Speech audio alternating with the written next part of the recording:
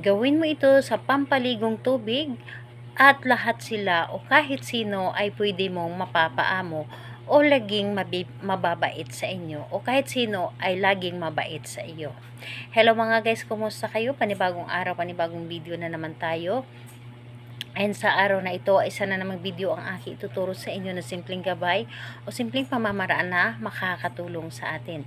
At bago ang lahat, gusto ko lang mag-disclaimer sa mga taong hindi naniniwala at hindi gusto ang mga kagaya nitong video. Please skip this video and maghanap kayo ng videos na gustong gusto nyo dahil ang video na ito ay para lamang ito sa mga taong naniniwala and gusto mag-try. Sa lahat po ng mga nagko-comment dito sa aking video dito sa loob ng aking channel, mag-ingat sa lahat ng mga nagre-reply sa inyo na dinadala kayo sa kanilang WhatsApp mo app upang makaiwas po tayo sa scam. Ngayon po ituturo ko sa inyo paano natin mapapaamo ang mga tao kahit na napakasama ng ugali nito ay pwede nating paamuhin sa atin at magiging mabait nito sa inyo. So kahit sino ay pwede nating gawan o pangkalahatan na ito. So dito po is kailangan natin dito ng isang timba na tubig at syempre tabo na rin. So yun po ang dapat nating ihanda, yung tubig na pampaligo natin. And syempre kailangan na kapag gumawa ka nito ay siguraduhin ninyo na handa ka and siguraduhin po ninyo na hindi ka nagdududa nito and buo po ang inyong loob sa paggawa nito and naniniwala ka dapat. Dahil kapag hindi ka nagtiwala sa inyong ginagawa ay malabo mo ito mapapagana. Dahil yung paniniwala natin ang isa sa nagpapagana sa ating mga ginagawa.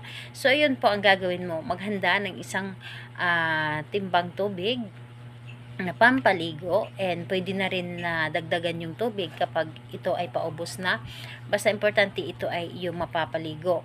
And, ayun, kailangan din natin dito ng syempre tabo. And kailangan natin, kung ito ay optional lamang, kailangan natin dito ng petals ng mga bulaklak. So isabay nyo na doon. Kumbaga ilunod ninyo doon yung mga petals ng bulaklak doon sa may timba. So ayun po, ang gagawin po ninyo bago po kayo maligo is dasalan nyo muna ang inyong tubig na pampaligo ng isang Ama Namin, isang Aba Ginoong Maria, at isang sumasampalataya. So, yun ang inyong idasal. Kung hindi po ninyo alam yung dasal na yun, pwede po ninyo halapin po sa Google para mabasa niyo. Pwede ninyo siyang dasalin na habang binabasa. So, yun po ang inyong gagawin. Isang Ama Namin, isang Aba Ginoong Maria, at isang sumasampalataya. At pagkatapos nun, ihipan ninyo ang tubig na inyong pampaligo ng 3 beses na pa-cross. So, simula dito, pupunta sa iyo, tapos pa-cross yung pagkaihip ninyo po. So, 3 ulit ninyo itong ihipan na pa-cross. And, ayun, kasunod or pagkatapos ng pa-cross ay sabihin mo dito na lahat na makakakita sa akin ay maging maamo sa akin at maging mabait silang lahat sa akin o magiging malakas yung charisma ko sa kanila.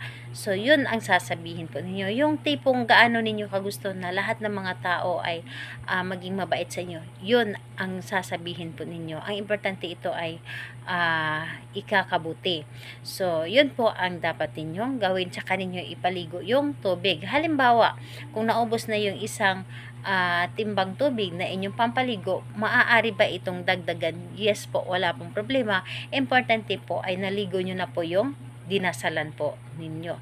So, ayun, kailan ito pwedeng gawin? Mas mainam na gawin ito sa araw ng Tuesday and Friday. Yun po ang mainam na paggawa nito. So, kahit anong oras naman, basta Tuesday and Friday po. So, ayun, salamat po sa inyo. Bye-bye everyone. God bless us all.